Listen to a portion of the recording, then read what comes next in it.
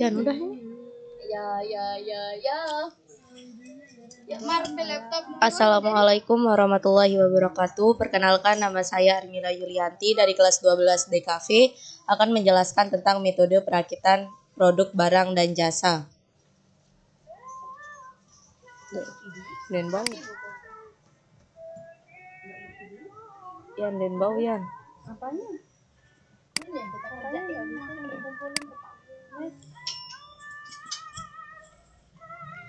Pada prinsipnya, produksi massal dapat dikatakan berhasil apabila produk yang dihasilkan dapat dijual dan kemudian menghasilkan laba.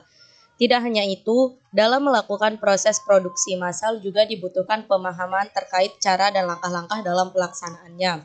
Sehingga, bagaimanakah proses perakitan produksi massal? Perakitan produksi barang atau jasa. Perakitan adalah suatu proses penyusunan dan penyatuan beberapa bagian komponen menjadi suatu alat atau mesin yang mempunyai fungsi tertentu. Pada umumnya, perakitan dalam proses produksi barang atau jasa terdiri dari semua bagian-bagian komponen yang menjadi suatu produk, yaitu proses pengencangan, proses inspeksi, dan pengujian fungsional, pemberian nama atau label, pemisahan antara hasil perakitan yang baik dengan hasil perakitan yang buruk, serta pengepakan dan penyiapan untuk pemakaian akhir. Proses perakitan. Yang pertama, konsep dan prinsip perakitan produk. A. Meletakkan peralatan dan pekerjaan dalam urutan pekerjaan atau operasional. B. Area kerja untuk pemasangan komponen dibuat secara nyaman. Yang kedua, jenis-jenis perakitan. A. Perakitan manual. B. Perakitan otomatis. Untuk menggunakan jenis perakitan ini dapat dibedakan lagi menurut jenis produk yang akan dilakukan perakitan. Jenis perakitan berdasarkan jenis produk yang dilakukan. Yang pertama, produk tunggal. Jenis perakitan produk tunggal yaitu jenis produk perakitan di mana perakitan produk hanya satu jenis saja. Yang kedua, produk seri. Jenis perakitan produk seri yaitu jenis produk perakitan yang dilakukan dalam jumlah massal dalam bentuk dan ukuran yang sama. Proses perakitan. Faktor-faktor yang memengaruhi kegiatan perakitan. A. Jenis bahan yang mengalami perakitan. B. Kekuatan yang dibutuhkan. C. Pemilihan metode penyambungan. D. Penggunaan alat bantu perakitan. E. Toleransi. F. Bentuk atau tampilan. Ergonomis. Finishing. Metode-metode yang digunakan dalam perakitan. Yang pertama, metode perakitan yang dapat ditukar-tukar. Keuntungan yang diperoleh bila menggunakan bagian atau komponen yang telah distandarisasi adalah waktu untuk perakitan komponen yang lebih cepat dan dalam penggantian komponen yang rusak dapat diganti dengan komponen yang sejenis yang ada di pasaran. Kekurangan pada komponen yang telah distandarisasi yaitu harga komponen tersebut yang relatif mahal. Yang kedua, metode perakitan dengan pemilihan. Pada metode perakitan dengan menggunakan metode pemilihan, komponen-komponennya juga dihasilkan dengan produksi massal serta pengukurannya diukur menurut batasan-batasan ukuran. Yang ketiga, metode perakitan secara individual. Perakitan ini dalam pengerjaannya tidak dapat dipisahkan antara bagian satu dengan bagian lain, yang lain atau pasangan satu dengan pasangan lainnya. Keseimbangan lini.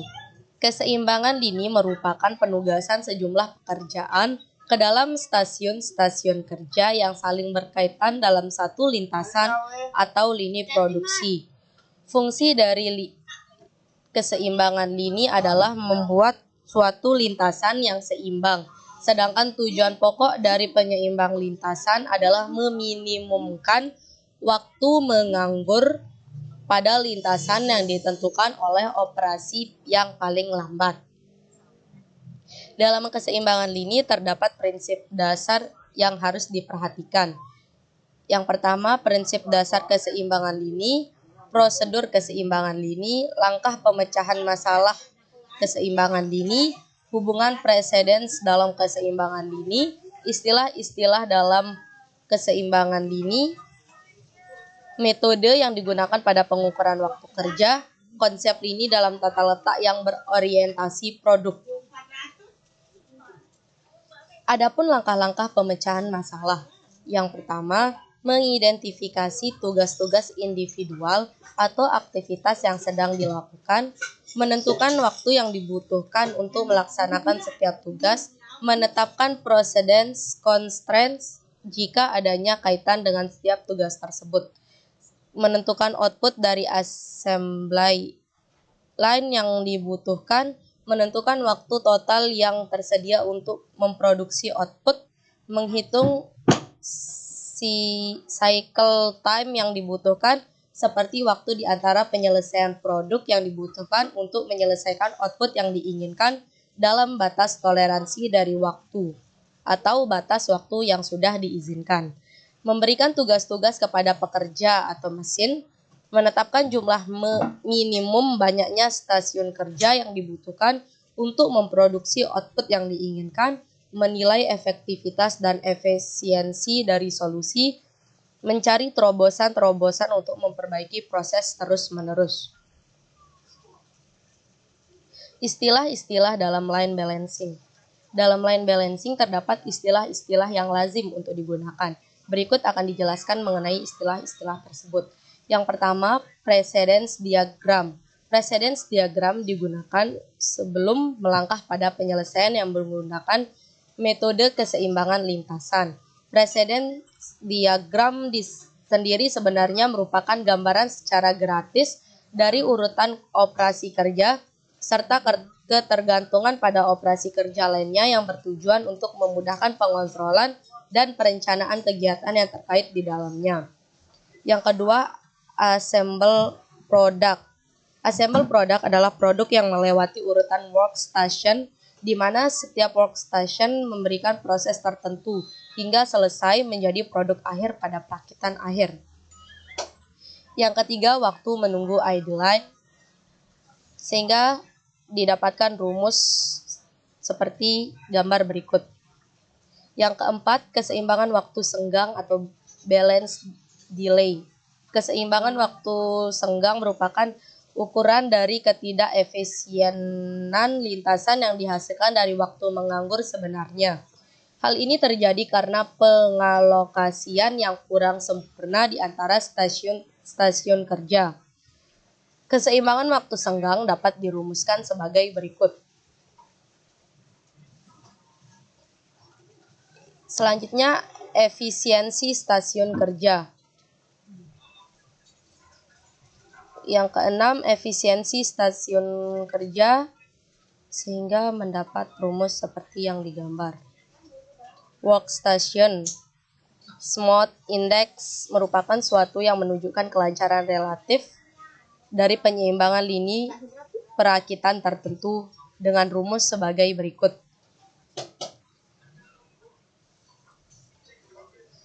Metode yang digunakan pada pengukuran waktu kerja.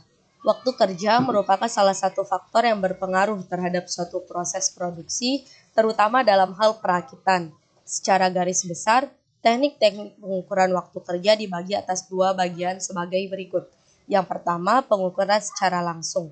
Pengukuran waktu secara langsung adalah pengukuran yang dilaksanakan secara langsung sesuai dengan tempat pekerjaan yang bersangkutan. Yang kedua, pengukuran secara tidak langsung. Pengukuran waktu secara tidak langsung adalah pengukuran yang dilakukan tanpa harus berada di tempat pekerjaan, yaitu dapat dilakukan dengan membaca tabel-tabel yang tersedia dengan syarat mengetahui jalannya pekerjaan atau gerakan.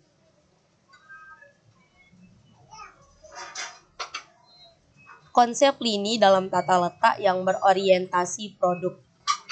Penyusunan pada tipe ini adalah berdasarkan urutan proses produksi, di mana mesin-mesin atau peralatannya disusun sesuai dengan urutan proses, sehingga dalam pengerjaannya akan diikuti oleh pengerjaan berikutnya dan sesuai dengan prosesnya. Untuk industri perusahaan yang membuat produk secara massal dan dalam waktu yang relatif panjang, atau terus-menerus serta tidak tergantung pada pesanan, maka untuk jenis tata letak yang sesuai adalah product layout. Sedangkan untuk produksi yang berulang dan kontinu, maka tata letak yang sesuai adalah dengan menggunakan tata letak produk. Sekian dan terima kasih dari saya. Assalamualaikum warahmatullahi wabarakatuh.